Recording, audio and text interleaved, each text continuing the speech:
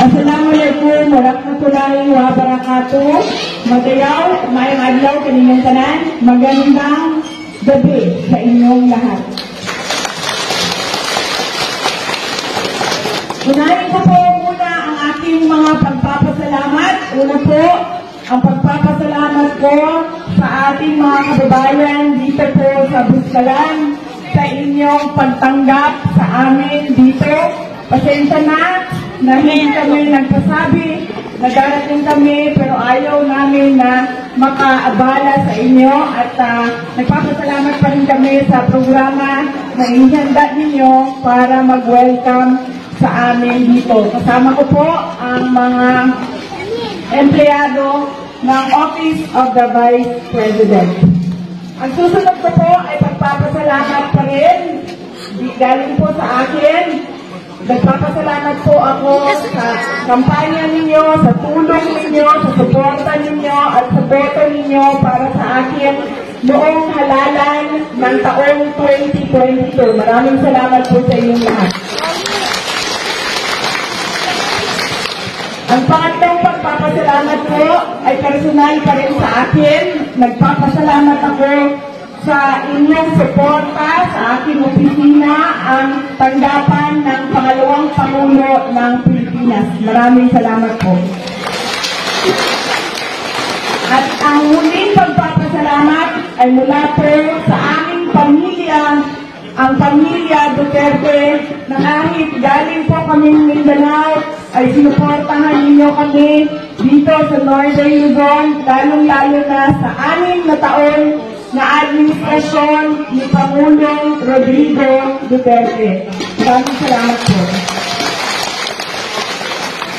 Malaki ang utang na loob ng aming pamilya sa inyo, mga kababayan namin, sa pagkakataon na ibinibigay ninyo sa amin na makapaglingkod sa ating bayan. Kaya po, taus-puso po at hindi po maubos ang pagpapasalamat ng pamilya namin sa inyong lahat.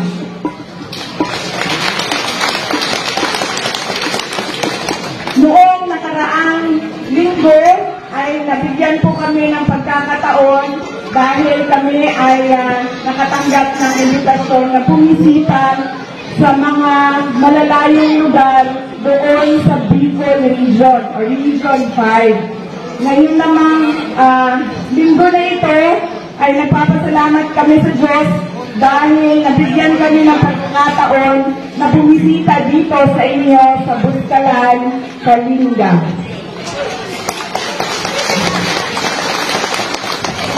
Mahaba po yung biyahe at malayo po yung biyahe namin. Kahapon po, galing kami sa San Juan, Mandaluyong, tapos ang biyahe kami papunta sa Isabela. Tumigil kami sa Santiago City.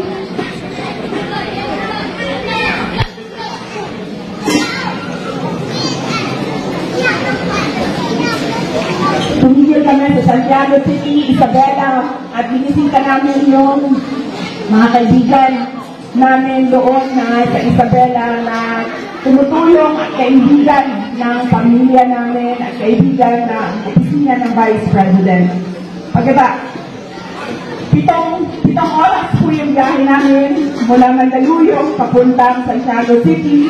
Doon na po kami natulog at kaninang umaga, maaga kami umalis sa Santiago City, Isabela, papunta dito sa inyo sa Buskalan. Dumating po kami, umalis kami sa Santiago City ng alas 5 ng umaga, dumating kami dito sa inyo alas 12 ng tanghali, 12 noon.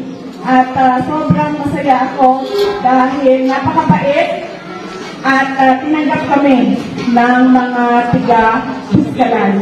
Masaya ako dahil nakita ko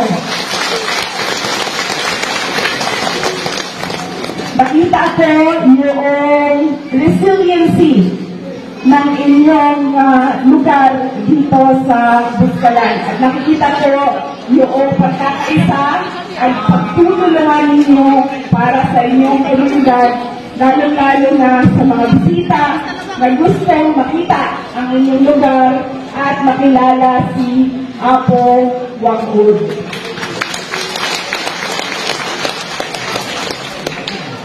Alam, noong bago kami umalis sa Manila, nagpaalam ako sa nanay ko. Sabi ko sa kanya, pupunta kami ng Kalinga.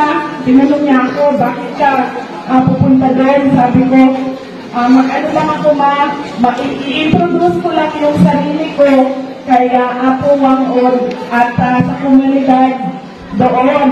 At sinabi ng nanay ko, sabi niya, kilala ko si Apo Wangud, wag mo nang dagdagan ang mga tato mo. Yan ang sinabi ng nanay ko. So, ilang beses na sinabi, noong nagpaalam ako, noong ilang mga araw, nangamusta siya sa akin, inulit na naman niya, sabi niya, huwag ka na magpatato. Kaninang umaga, sabi ko nga, nandito na kami sa Kalinga. Ang sagot lang niya sa akin, huwag ka magpatato. Pero kanina, hindi ako nakapila para magpatato. Sinusuportahan ko lang yung mga kasamahan namin na gustong magpatato dahil nga ayaw ko na hindi sundin ang sinasabi or utos ng nanay ko. Pero noong nakatatlong beses na si Apo Wangud na halika, kailangan mo magpatato. Sabi ko sa kanya noong una, sabi ko, pasensya na. Sabi ng mama ko, huwag na daw dagdagan yung mga tato ko. Tapos, ulit naman siya, halika. Sabi ko, magpaalam muna ako. Magpaalam muna ako sa nanay ko. Nung pangatlo, sabi niya, halika. Sabi niya, itago lang natin para hindi makita ng nanay mo. Sa pang-apat, hindi na ako nakahindi dahil ang isang senior citizen na mismo ang apat na beses na nagsabi na tatuan kita. Kaya masaya din ako dahil meron din ako tulad ninyong lahat na tato ni Apo Wangud. Maraming salamat po, Apo.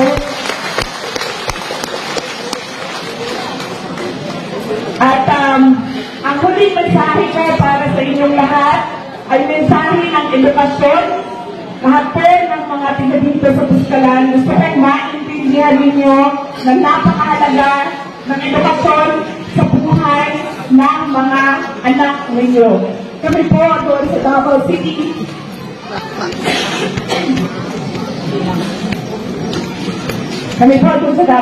Bago po ako bumaba as mayor, natapos namin ang City College of Davao. 70% or 80% ng aming mga estudyante sa City College of Davao ay miyembro ng iba't ibang indigenous tribes ng Davao City.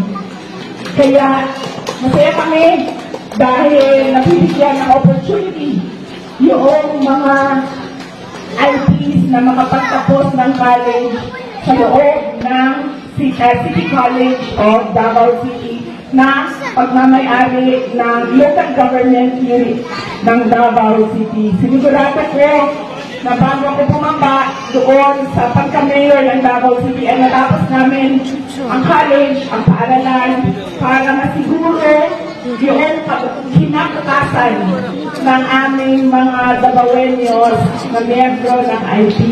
Yan din ang gusto ko maintindihan ng mga magulang dito sa inyong komunidad na napakahalaga ang edukasyon sa buhay ng inyong mga anak.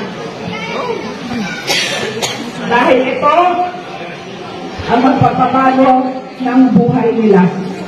Meron po akong example na pinasimple ko ang explanation o halimbawa para maintindihan ng mga bata kung bakit mahalaga ang edukasyon sa buhay nila.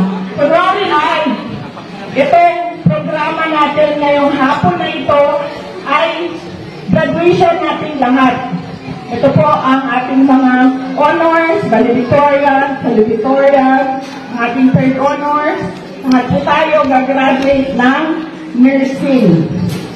Graduate tayo lahat ng nursing. Nakapagtapos tayo ng nursing.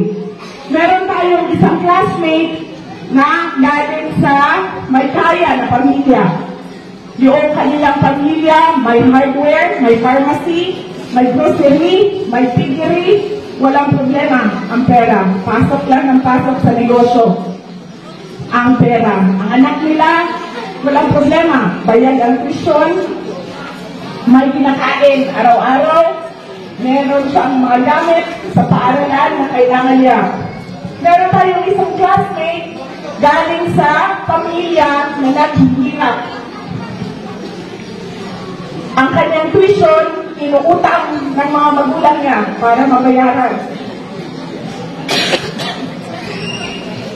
Ang kanyang pagkain, minsan meron, minsan walang kain, pumapasok sa paaralan. Walang gamit, walang libro, nanghihiram lang sa mga classmates ng gamit sa paaralan at mga libro. Pero, sa araw na ito, ng graduation natin ng nursing, walang mayaman, walang mahirap. Bakit?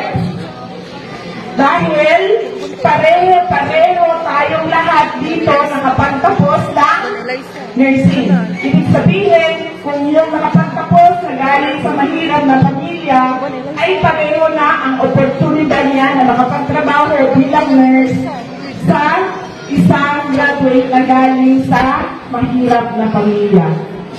Pareho na silang pwede mag-apply sa hospital, pareho na silang pwede maging nurse. Wala nang mayaman, wala nang mahirap. Pareho na sila. Kaya napakahalaga na maintindihan yun ng ating mga anak. Yan ang magpapabago sa buhay. Ulitin ko, masaya ako na nakasama ko kayo ngayong gabi dito sa Buskalan at nagpapasalamat ako sa pagtanggap ninyo dito sa amin. Magandang gabi, maraming salamat sa inyong lahat.